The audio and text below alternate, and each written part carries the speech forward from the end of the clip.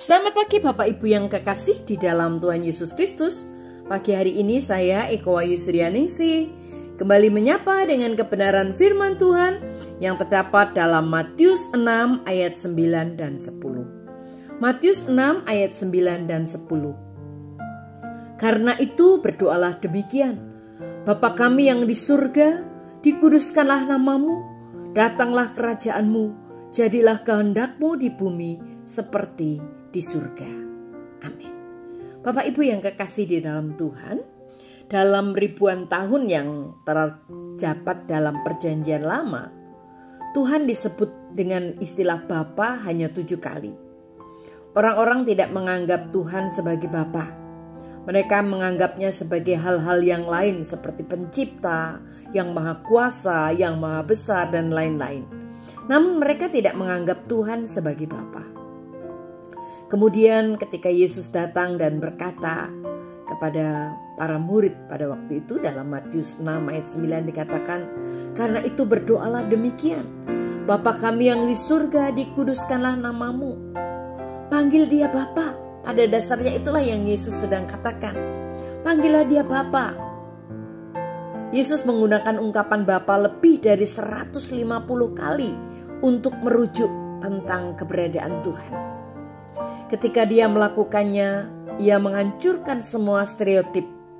Tuhan bukanlah seorang tiran yang pemarah. Tuhan bukanlah polisi kosmik.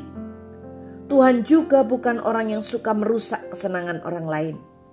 Dan Tuhan bukanlah kekuatan yang impersonal.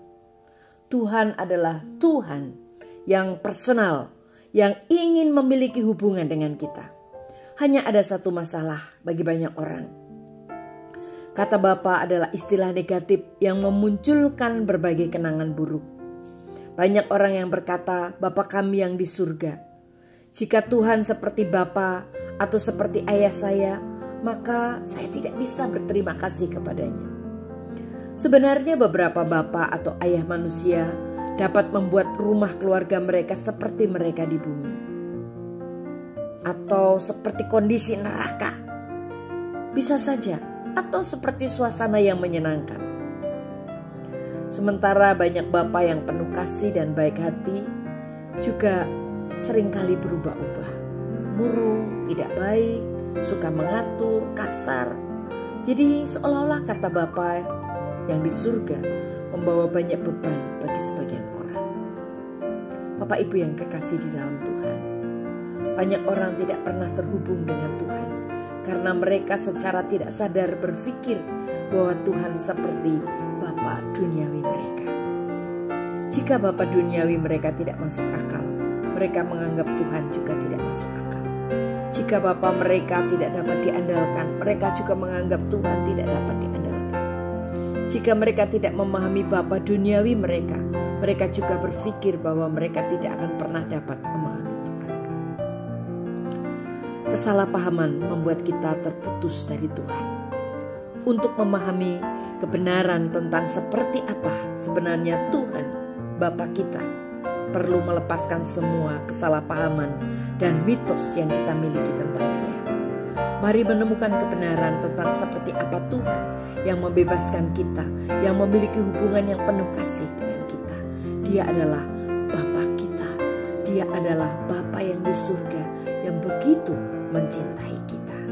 Amin. Mari kita berdoa. Tuhan Yesus, terima kasih buat firman-Mu hari ini. Ampuni kami Tuhan jika selama ini kami belum bisa terhubung dengan Engkau.